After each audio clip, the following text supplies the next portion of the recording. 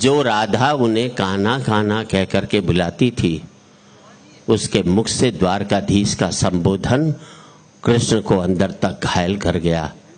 फिर भी अपने आप को संभाल लिया। बोले राधा से, मैं तो तुम्हारे लिए आज भी कान्हा हूं, तुम तो द्वारकाधीश मत कहो, आओ बैठते हैं, कुछ मैं अपनी कहता हूं, कुछ तुम अपनी कहो। सच कहूं राधा, जब भी तुम्हारी याद आती थी, इन आंखों से आंसुओं की बूंदें निकल आती थी। और पूरे एक व्यक्ति सबका आशीर्वाद चाहूंगा।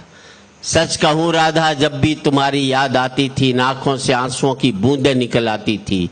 बोली राधा, मेरे साथ ऐसा कुछ नहीं हुआ, ना तुम्हारी याद आई, ना कोई आंसू बहा, क्योंकि हम तुम्हें भूले ही कहां थे जो तुम याद आते।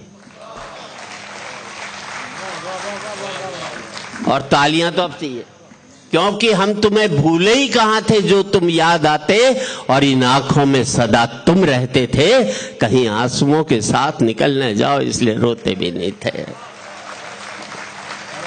और इन आंखों में सदा तुम रहते थे, कहीं आंसुओं के साथ निकल न जाओ इसलिए रोते भी नहीं थे।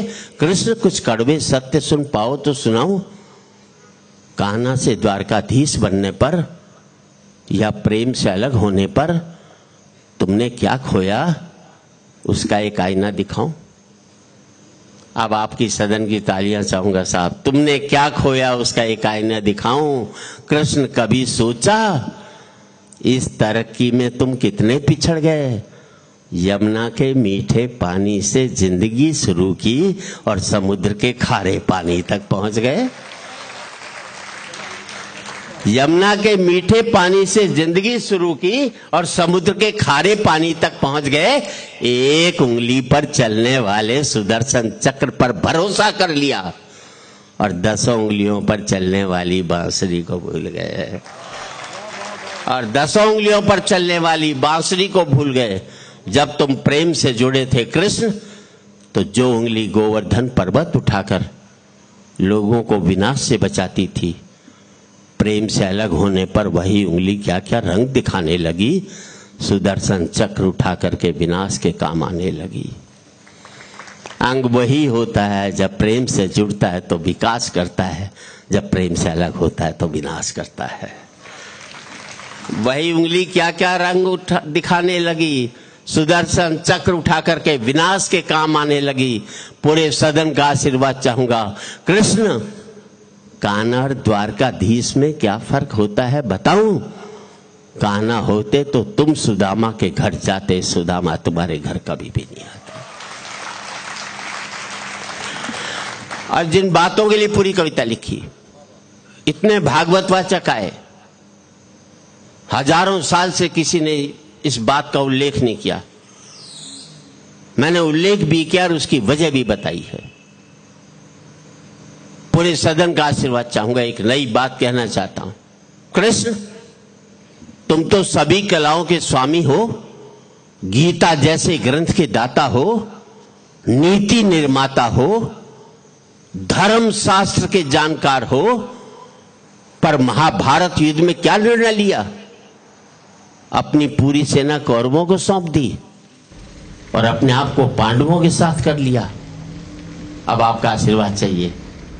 अपनी पूरी सेना कौरवों को सौंप दी और अपने आप को पांडवों के साथ कर लिया। सेना तो आपकी प्रजा थी, राजा उसका पालक होता है, उसका रक्षक होता है।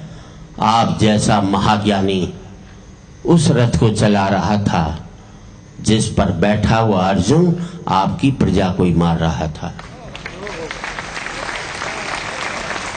आप जैसा महाज्ञानी उस रथ को चला रहा था जिस पर बैठा हुआ अर्जुन आपकी प्रजा को ही मार रहा था। अपनी प्रजा को मरते देख आप में करुणा नहीं जगी, क्योंकि आप प्रेम से शून्य हो गए थे। प्रेम से जुड़े होते तो कौरवों पांडवों में युद्ध नहीं बल्कि समझौते होते। 2 बड़ी पंक्ति बनी, अच्छी लगे तो पूरे सदन की तालियां चाहूंगा। कृष्ण, युद्ध में प्रेम में यही फर्क होता है। युद्ध में आप मिटा करके जीतते हैं, प्रेम में आप मिट करके जीतते हैं।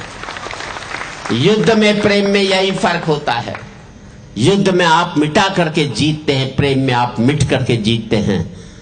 प्रेम में डूबा हुआ आदमी दुखी तो रह सकता है पर किसी को दुख नहीं देता। और आपका आशीर्वाद चाहिए कृष्ण। आज भी धरती पर जाकर देखो, अपनी द्वारकाधीश वाली छवि को ढूंढते रह जाओगे। हर घर में, हर मंदिर में मेरे साथ ही खड़े नजर आओगे। हर घर में, हर मंदिर में मेरे साथ ही खड़े नजर आओगे। और आखिरी पंक्ति, हर घर में, हर मंदिर में मेरे साथ ही। आज भी लोग गीता को अपनाते हैं, उसका नित्य नियम से पाठ करते हैं, पर धरती के लोग युद्ध वाले द्वारकाधीश पर नहीं, प्रेम वाले कान्हा पर भरोसा रखते हैं। प्रेम वाले कान्हा पर भरोसा रखते हैं।